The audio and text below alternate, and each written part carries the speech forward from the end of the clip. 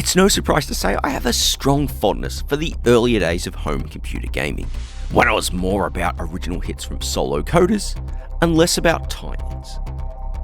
Especially because I grew up playing games from both sides of the Atlantic, which I think helped spark my curiosity towards games coming from all over the world, and not just those I grew up with. Which would lead me to getting curious with what was happening over in Japan, especially having played your console stuff, where their industry focused on other micros.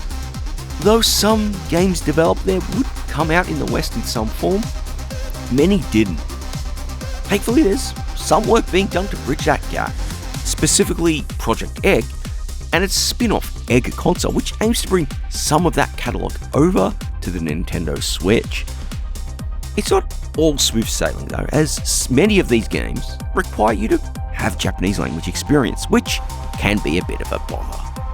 So it's kind of why I put this episode together, in which I'm just going to show a few games available there that I just think are neat, but also are playable without knowing the language.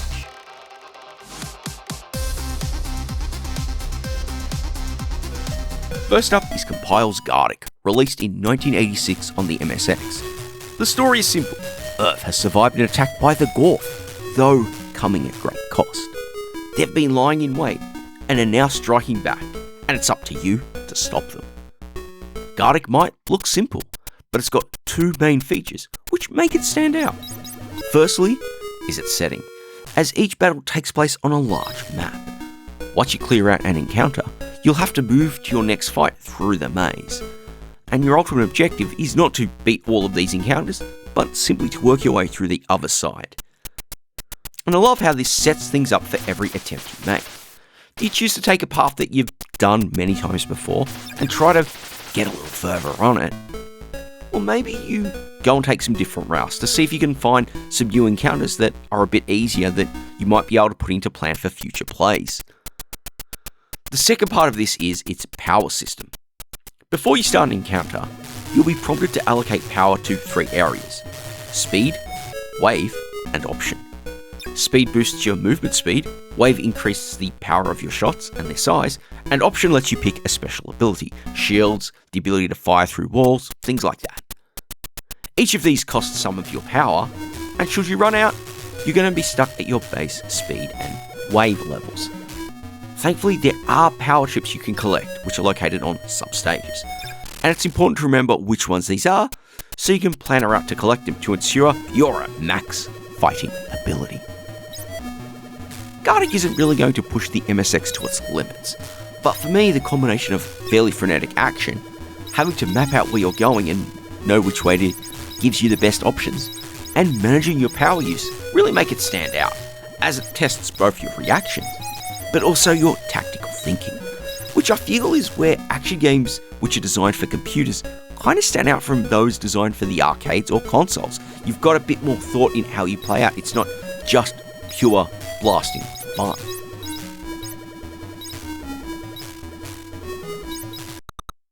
Okay, I think I know what you're thinking with this next one. Hydlide is trash, am I right?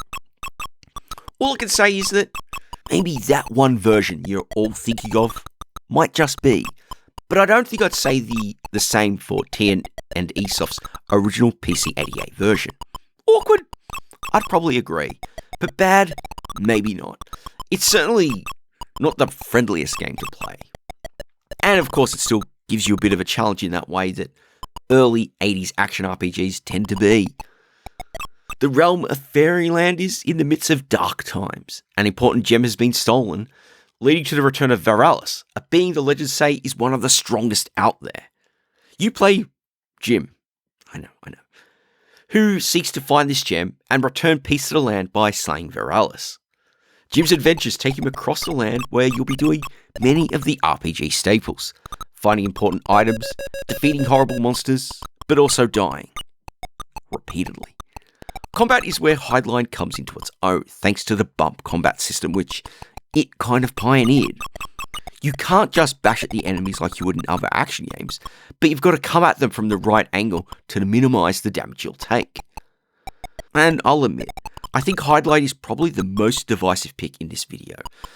And not just because it's an action RPG, and I know RPGs don't go down well with many people, but I think it demands quite a lot of you as a player when you're starting out, and it can be easy to get lost, even though the world isn't that big. Now thankfully, the EGGCONSOLE release does include a bunch of material to help you get started, a few pointers on where you should be going. But if you're going to sit down with this one, I do think it's worth digging up a walkthrough and using it to guide you as you work your way through regardless. I do think there's some interesting stuff here with Hydlide, and it is an important game in Japanese gaming history, but I know it's not for everyone. But I think it just strikes out curious enough in quite a lot of ways.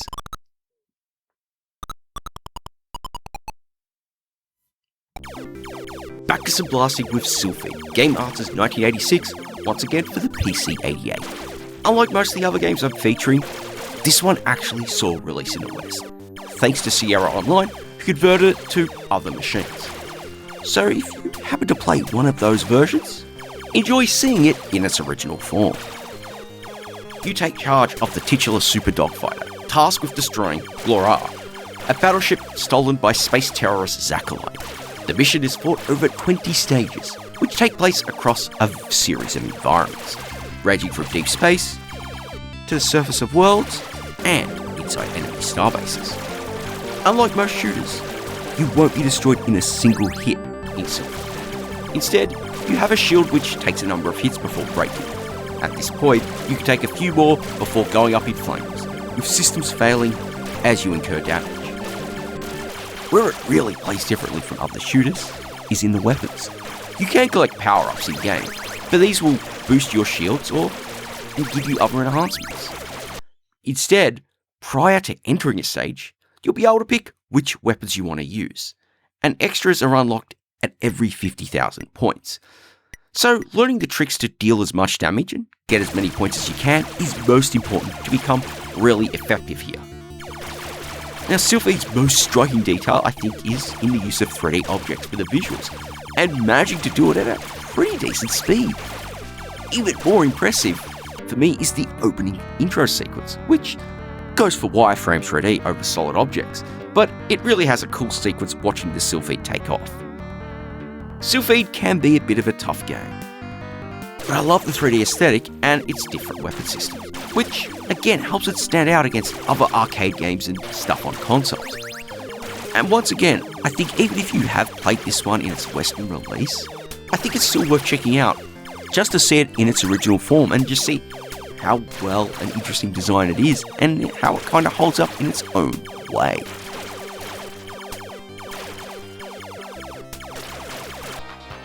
Shooters tend to be the games where I think the language barrier doesn't get in the way all that much, so I'm glad to be able to show off some games which aren't shooters in the video, at least pure shoot-em-ups.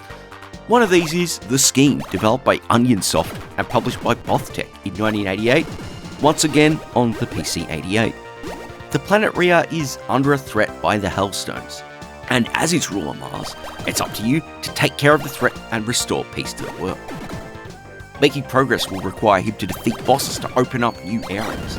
He'll also need to find upgrades and new weapons to tackle the more dangerous foes later on too.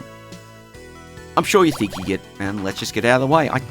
There is kind of a bit of influence from a certain series involving an intergalactic bounty hunter too. I'm not saying that's a bad thing, of course, because the Scheme is actually pretty darn fun to play.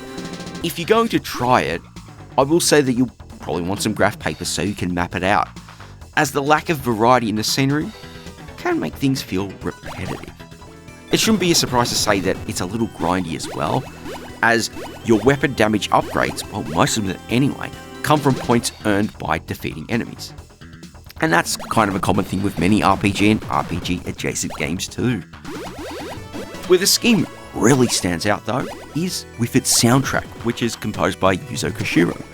It's worth noting the PC-88 had multiple soundboards available during its lifespan, and the Scheme has different soundtracks composed for both. And you can choose which one you want to listen to when booting the game up, making it quite a treat for your ears. Now, is the Scheme a particularly innovative game? Probably not, but I think it's always great to see these kinds of exploratory action platformers around. And combined with the soundtrack, I think it's one which is really worth checking out if you're a fan of that style of game. I think it does some things pretty neat as a pretty straightforward action game with a little more to it. I think it stands out for that alone.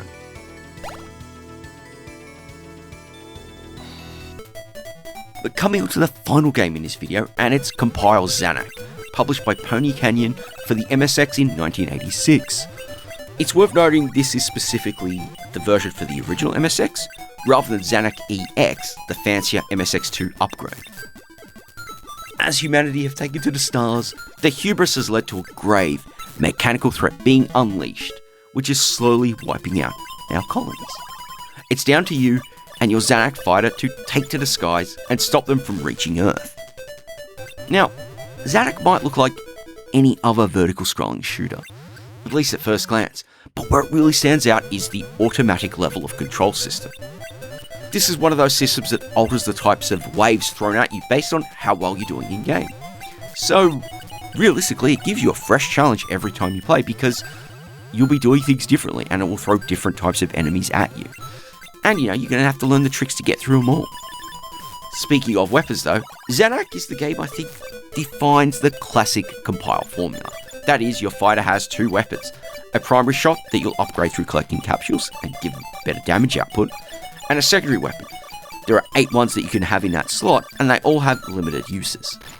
This weapon variety, alongside the dynamic attack waves, means there's a bit of tactical play to Zanac. You've got to memorise the level maps so you know when those secondary weapons are available, based on which one fits your personal playstyle, but you've got to be able to react on the fly to the changing enemy attacks as you play. I tend to prefer that reactive kind of style in my shooters, so Zanac really gets a lot of play from me as a result. Plus, I think it's a little less brutal to play compared to its spiritual successor, Alesta. Now, considering the limitations of the MSX1 platform, Zanac really is impressively frantic, throws a lot at you, and it really gives you quite a thrill in learning to master the tricks of the maps, all the little hidden secrets, especially the one you need to do to get to the final encounter, and the traps of the waves. It got a lot out that's surprisingly a little more in depth than what you might expect for a run-of-the-mill vertical shooter.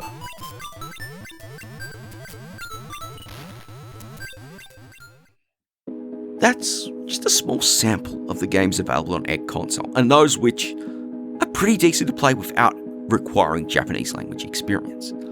Now, I think some of you are probably going to think these aren't really deep cuts, and yeah, maybe you're right.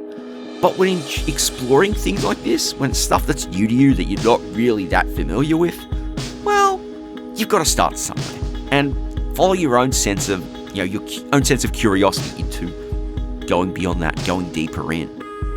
There are other games I had considered to put on this list, but I found them rather challenging and I didn't really feel confident enough in them to be able to show them off properly, even in a small bit like this.